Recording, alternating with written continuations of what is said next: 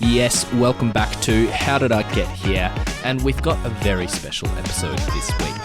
Not only did we reach our 25th episode last week, but this week is also National Careers Week. To mark that occasion, we've decided to take a look back over the past 25 guests and highlight some of our favourite career stories. From first jobs, first days, international debuts and future aspirations, we wanted to take this opportunity to take a look back on some of our faves. Up first, it's Kate Chaney with her first job story. First, something we ask everyone that comes on this show. What was your first ever job? Was it at high school or throughout uni, a casual job? Yeah, so it was at school, and I had I used to do some babysitting from about year 9 onwards. And then in year 10, I also was working in a food truck at Fremantle Markets making burgers. Oh, really? That's an interesting one. And supermarket, checkout chick a few days after school. So I got quite heavily into the part-time work in year 10, which I think is a fantastic experience. And my son has just got his first job on the weekend in a cafe. Oh, that's great. He's year 9 now, but I think it's a great way just to see more of the world, be treated differently. You're not a student. You're expected to actually pull your weight and do what you have to do. You have to turn up even if you don't feel like it. You learn about working with all different sorts of people who don't see the world the way you do. Really valuable. What was your first ever job? Glassy. I was a glassy down at the Torquay pub. I'm happy to say other than footy. Before what I'm doing now, it was my only job. I didn't have any other job. I was a glassy when I was 16. I wanted to go to schoolies, and Mum and Dad said you can go to schoolies if you pay for it. So schoolies in Victoria, you go to Byron Bay, or our group of friends did. So I had to pay for my flights, my accommodation, and glassy at the Torquay Hotel. Got to see Paul Kelly play. Got to see a few guys play, and just be that little 16 little grom carrying around the glasses. Dropped a few as well. Yeah, I can imagine. But yes, pretty good experience. How would you go as a glassy? You'd be dropping them all over the place. I have broken a few glasses in my time. I know you're the one asking the question. Yeah, it was. It taught me, well, it was just a different environment, and like learning about working in a different team, different personalities, not necessarily motivated by a goal of winning the premiership like you are in footy. Like that's a big thing about footy, is there's always something to work towards, whereas I guess what I've learnt post-footy and also probably in my time as a glassy, it's difficult to motivate people if there's not like that golden chalice at the end of it all. So, I mean, that's, on reflection, I haven't really thought about my time there other than right now, but that's probably what I learnt. So you were young when you graduated. So my question is, when was your first job and what was your first job? Oh, my first job was in a bank. A bank? Yeah, because I wasn't allowed to go to university. I desperately wanted to go into medicine and I wasn't allowed to. So I thought, okay, I'll just go and, get any old job for a little while. And I worked in a bank and I thought I'll just stay here until I'm old enough to go to uni. But then banking life kind of called to me and also there's the income side of things as well and the independence, and I kind of liked it, so I stayed there and just went through the ranks in banking instead, and I actually stayed there about 10 years. And my first job was in the Forestfield branch of the R&I Bank, which is now Bank West. Oh, of course. So starting that first job, did you start off as like a bank teller or an entry-level position, or where did you start out? Very entry-level. It's called a proof machine, which it doesn't even exist anymore because there's no paper in banks anymore. But we used to have to slide all the deposits and the checks and the withdrawals through a machine to register them, and they had to balance because computers were new back then. So that's obviously a very interesting way to start work instead of going through what a lot of people do as uni or TAFE, but going through an actual employment and moving up the ranks. How do you think that made you improve as a person? It made me really determined to show that even though the university, and it was the more trodden path back then, I actually was really determined to go, well, I'm going to be successful without that. So you're not going to let me do it, but that's fine. I'm just going to choose a different path, but I will be just as successful. I've always been really stubborn and headstrong, and just gone, well, no, I'm going to make my own path. So I think a lot of it is that resilience to go, I'll work twice as hard as you, but I'll get the result that I want, and I'll be just as successful as anyone else is, just because they choose a different path. Yeah. First ever job is something we like to ask everyone. First ever job was as a tutor for, I came out of school and started teaching kids maths and chemistry and physics and all the subjects I'd done just a year earlier. Nice. All right. So looking at your first live performance ever, what was it? How did that come about and how did it feel? My first live performance ever as Slumberjack. I DJ'd a bunch, I think my first ever DJ performance would have been my brother's 16th birthday party. But my first performance ever as Slumberjack was at a venue called The Bakery, which is now shut down. We'd made a little bit of music. People were talking about the music. They were interested in it because it was, I think, different to what was around at the time. And we got booked to open a show for a popular artist at the time, Giraffage. And we played to about 5 people. Did you have a job before you started out at footy? What was your first job? Yeah, so I worked in an ice cream parlour down at England Elk on Jetty Road. So I was scooping ice cream and making waffles as a part of my first job. So I did that in years probably 9, 10, 11 perhaps, or certainly 10 and 11, yeah. Ice cream. Did not expect that one. All right, so the Danish nougat was my favourite. Danish nougat. Yeah. Take that one.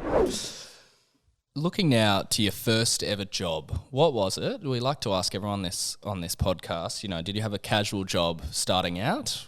What was the first work you ever did? I was pretty proud. I took off from home very young and I wanted to earn my own way in life and I didn't want my parents' financial support. I thought I can do this myself.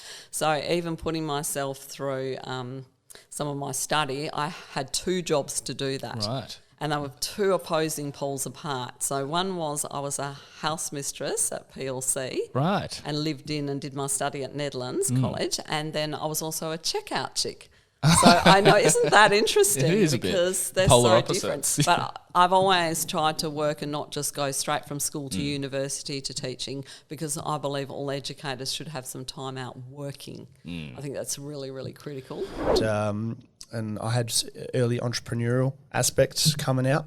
So, but by the end of year 12, my mum said to me, go to uni or get a job. And I just got a job as a lifeguard. But before that, I had all these different jobs like working Hungry Jack's, Jester's Pies, things like that. Worked at Bunnings for a bit. So I got the hospitality and the retail aspect in the books during my teenage years. I was a checkout chick at IGA. And then I eventually evolved into, lifeguarding. So that was my first kind of qualification that I got. You get the call up for a game against Bulldogs in round 17. What's your feeling like then? I didn't come on till halfway through the second quarter, so they didn't know what rotations were back in 2007. So it wasn't great, but it was pretty epic. Debut at home as well. Played something like 3 of my first 6 or 7 games against the Bulldogs. Like the Etihad specialist there at one stage, and like I said, game 1 ranks up there with probably top 3 moments of sporting life, but. At the end of it all, sporting life is probably different to life. There's different elements for sure. What was your first ever job? I was tagging clothes in the back of a surf shop that is probably not too far from where you're sitting, Charlie. So, probably not, yeah. Surf and skate in Murray Street in Perth. Yeah. That was almost in parallel with, I did a lot of sport coaching and umpiring as early in my high school years too. So I worked from, I think when I was 13. You're legally allowed to at 13 and I was working from that point. But It was in the back room of the surf shop over my summer holidays. That was the first job. I want to hear the story of your first major tour. Which one was it, and what was the experience like? I was the Giro in 2019. Yeah, and I'd been invited, so I went to the Tour Down Under. I met the 2 guys I travel with there now. So a guy called Chris Auld and another guy called Russ Ellis. Russ actually lives in Perth now, but they're both from the UK. And by the end of the week, I'd sort of pestered them and sort of built enough rapport with them that they invited me to go to the Giro with them that year. Yeah. So I rocked up to the Giro and, oh man, it was just unbelievable. Like it started in Bologna that year and they had like an individual time trial up the top of this like basilica on the hill, which I don't know the name of, but it's super famous in Bologna. Like you Google Bologna, it's the first thing that comes up. And it was a big learning curve. It was really, really wet the first week, and I lost one of my lenses. It got water damaged. So I was sort of really stressing about that. And then another one of my lenses got badly water damaged, but came back to life. So I was like borrowing gear from colleagues. I was like flying by the seat of my pants. But going with Chris and Russ there made all the difference, because it's so hard to physically just cover an event, logistically speaking, experience, all that sort of stuff. It's not having to have such a brutal crash course, doing it on my own and doing it with them who've done it before was, like made all the difference. But I mean, it was phenomenal. It was surreal. I was curious about this. What was your first ever job? Oh, my first ever job was vacuuming the house for $8 a week. $8 a week? $8 a week. It wasn't bad. It was because my brothers had paper rounds and I wasn't allowed to, because my parents decided it wasn't the greatest idea for an 11-year-old girl to be walking around in the late evening. So, so that was the first job. And then the first job in inverted commas was I was a checkout chick at Coles. Classic. Yeah. How are you today? Do you have flybys? See you later? All that stuff. Yeah. I'm wondering if you can tell me the story of your first ever published piece. What was it? That's a really good question, because it makes me think. I think it was, I'm probably getting slight details of this wrong, but there used to be a competition called the West Australian Young Writers Competition. Mm-hmm. I think it might have evolved into the Tim Winton and now recently Craig Silvey writing competition. I think that might be wrong. But I think it was in year 12 I placed in that. Can't remember what place it was, and it was in the paper. The story was in the paper. So I think that was probably it. That's the thing that comes to mind, apart from obviously my story about the man with no teeth. Though that didn't go to a wider audience. But I think it was that, and it was a short story, and it was the ones that got prizes ended up being in the paper. I think. Yeah. First game for the Scorchers. You come into bat at 6th, and you follow the lineup, a pretty impressive lineup. So Bancroft, Marsh, Turner, Cartwright. You walk out to the crease. What's going through your head at this stage? Unbelievable amount of nerves. I remember walking out. Shaw Marsh was at the other end, who absolutely idolised as a left-hander from WA. Absolutely, yeah. Absolute gun. And it's just weird things. I remember back when you debut, your emotions are just on such high levels that things you don't really grab your attention or you think about all of a sudden do. For example, I remember the bowler running in from one of my first or second ball, and I was noticing the grill in front of my face, which is something that you just never notice. It's just second nature to have a grill in front of you. Yeah. It just feels like everything's a lot harder. Your emotions are a lot higher. I think I was 4 off 7 or 8 balls. Wasn't doing too well, and then I got dropped on the boundary, went for 6, and then I hit a 4, and I was all right. And then the other end, Shaw Marsh just went ballistic. We put on... I think he finished at 96 on that game or something. Sean finished 96, yeah. We put on 60, but I only contributed 15. So. That was... You about 15 in that game. It was a tight game in the end. I think Thunder won in the final over or something. How do you view that game on reflection? Yeah, look, it was actually...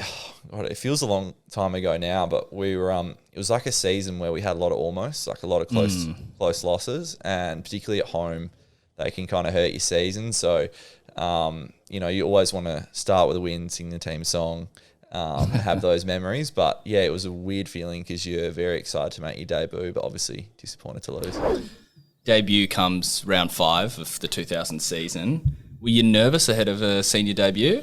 Absolutely, yeah. I still remember actually sitting in Subiac. I was doing some work experience in Hay Street at a marketing firm. I got here, talking about those university degrees, I got here and got into UWA.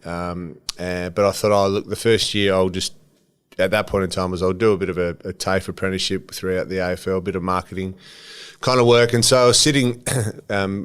We'd played Richmond the previous week and won at Docklands, the old Docklands, but Stephen Coops had been reported and he was suspended for 2 games. I thought, here's my chance to get in. I'll get in on someone being suspended. And I was it's a weird, selfish thing at the time, but I was hoping that the decision was going to be that I would get he would be suspended and I'd get my opportunity. So I was hoping and wanting that all week. It came, and then running out at the Wacker back then. That was we played 2 games at the Wacker in my first year, and I got the opportunity to play in the forward pocket alongside Tony Modra, who I idolised growing up as a Crows fan, going to many games as a young kid. And young school person at Footy Park or Amy Stadium there in Adelaide, and it was a boyhood dream. And I was fortunate the ball landed in my lap in about 50 seconds, and I got to kick a goal early, so that settled the nerves. But incredible experience. Are you first kick, first goal club or? Yeah, well, I have the fortune of being first 2 kicks. First 2 kicks, first 2 goals. So I don't know how many that exists, but apparently research on that. And then but I remember, so I was playing on Alistair Nicholson, sort of got a couple of goals early. I think I might have had 3 shots in the first quarter, and we were going okay. This is a team that hadn't lost a game, Melbourne, and who ended up going on to play in the grand final that year. And then at the end of the first quarter, Neil Danaher, who was coaching Melbourne at the time, actually sent David Neitz, who was playing up forward, down on this sort of young 18-year-old to stop him, and he certainly did that. I hardly got a kick after Nita came and played on me, so it was a nice lesson early on that it's not all beer and Skittles in the AFL.